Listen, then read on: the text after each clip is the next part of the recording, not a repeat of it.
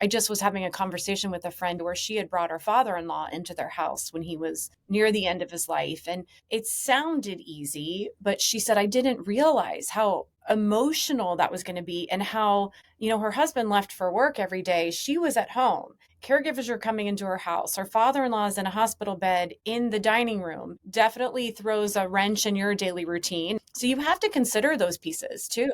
It's not just financially, yes, I can afford to have the help, but it's going to mess with your routine and your privacy and all of that you have to consider those pieces. 100%. And again, God bless my siblings, because, my two sisters definitely housed my mother for longer than I ever did for my, when she would come to see me in Arizona. But I do think there was kind of this, not through anybody's fault. I think we all wanted our mom to be just who mom always was.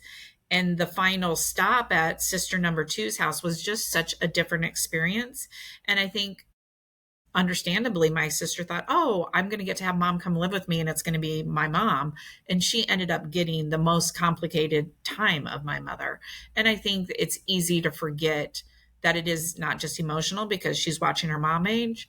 She's had to give up her house. It was a new house for her. So it's brand new. And she's like, you want me, like I just decorated it. Now you want me to, roll up my carpets and, do all these things. Yeah. It's like, I think it's easy to forget that is an impact on the person that is housing the loved one.